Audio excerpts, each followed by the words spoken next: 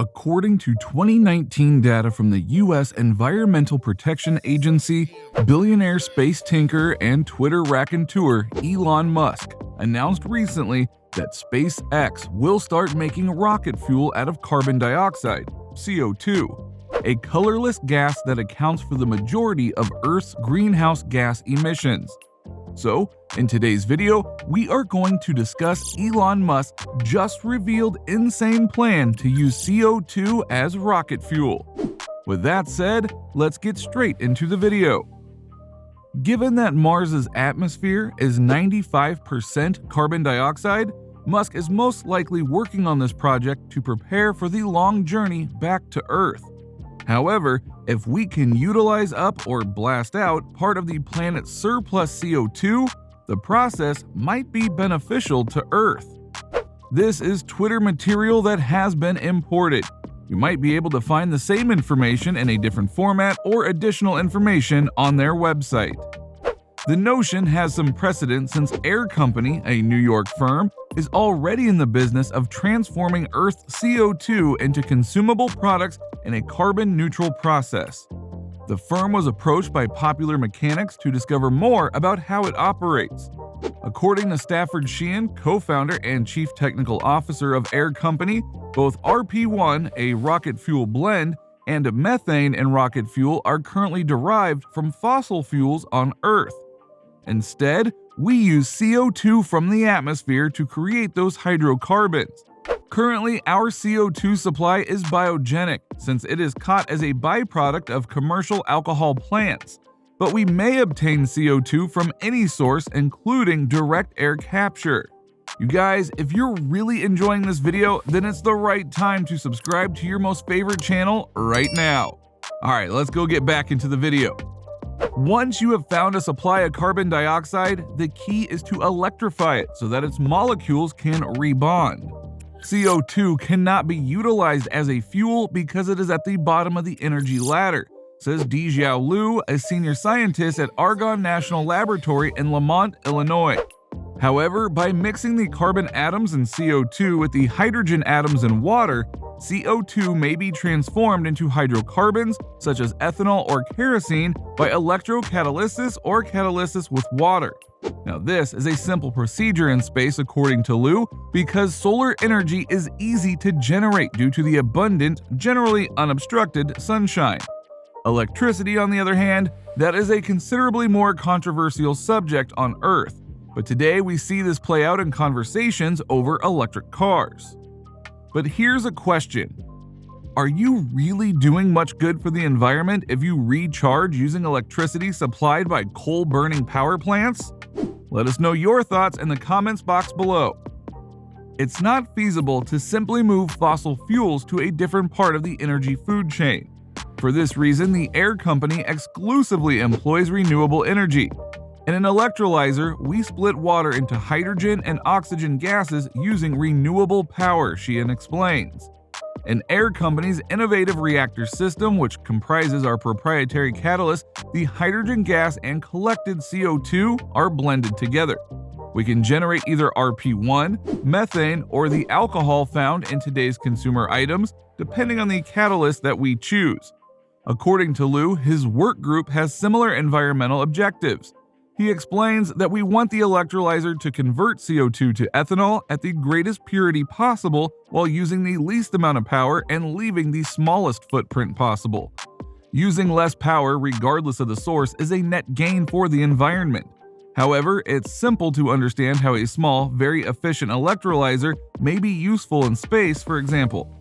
Air Company has also contributed to the industry's goalposts being moved. It began with an existing technology known as a SABATIER reactor and developed a more effective catalyst as well as a novel procedure for using that reactor to produce the RP1 rocket fuel mix. Furthermore, the company uses 100% of the CO2 it processes through the reactor and electrolyzer, reducing waste gas emissions. If Elon Musk is serious about returning to Mars using CO2 catalysis to make viable rocket fuel, is a good use case in and of itself. Now, given the weight and other constraints of the long, laborious voyage home, the first astronauts to visit Mars may need to rely on this technology, especially if Musk's goal of a long-term Mars settlement is to be realized. SHEEHAN adds that if our CO2-based rocket fuel was employed in a rocket launch, we would avoid 715 tons of CO2 being discharged into the environment. He's also written a paper about how air companies' technology may operate in the CO2-rich atmosphere of Mars. SHEEHAN particularly mentions how the environmental constraints on Mars might aid in dragging Earth's CO2 behaviors forward into a cleaner, more sustainable future in that study. That may happen, especially given Musk's involvement. This notion is not based on thin air, but rather on recent technological advancements, Liu says. He also mentions that the technology might allow long-distance space explorers to recycle their own CO2 in real time. He explains that it takes around 7 months to go from Earth to Mars. Imagine how much CO2 is created along the route of a human expedition. Carbon capture systems are just one way governments are striving to offset carbon emissions. For example, one approach to absorbing carbon dioxide is to plant trees. However, equipment is being developed and is even operational to extract carbon on a large scale, such as a carbon capture plant in Iceland. Now, if this video sounds interesting, then make sure to like and subscribe to this channel and keep watching. The Orca plant, which began operations in September, employs direct air capture technology and is intended to remove 4,000 tons of carbon dioxide from the atmosphere each year. Filters in the plant's giant fans catch carbon from the air and store it underground in basalt rock, where it may then be mineralized. Now, it is unclear how SpaceX plans to collect carbon and convert it to rocket fuel. There are some scientific procedures that may be utilized to make liquid fuel, such as the one employed by Canadian business Carbon Engineering, which uses carbon dioxide from the atmosphere and then combines it with hydrogen from water. NASA has also devised a method for converting CO2 into gasoline that uses metal oxide thin film devices to transform the gas into fuel before it is released into the atmosphere. Now, according to the organization, the gadget may be utilized in industrial operations to convert carbon dioxide into fuels like methane. It's especially relevant to SpaceX's operations since its workhorse Falcon 9 rocket releases a lot of CO2 during launch. And it's not as far-fetched as it may appear. According to Bloomberg, SpaceX may suck thousands of tons of carbon dioxide into a fuel source using a new process dubbed direct air capture, DAC.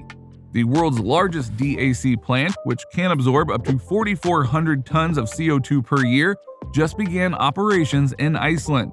The revelation follows Musk's announcement earlier this year of a $100 million prize for the development of carbon removal devices. The objective is to remove 1,000 tons of CO2 from the atmosphere each year with the intention of greatly expanding the operation in the future. Musk said in April, "I think it was one of those situations where figuring out the appropriate answer is going to take some time, and in particular to determine what the optimal economics for CO2 removal are." But to what extent do you think Elon Musk's plan will be successful in the near future? We would love to hear your comments below, and don't forget to smash like, share, and subscribe buttons just below the video. And that is all for today. See you in the next video. Goodbye.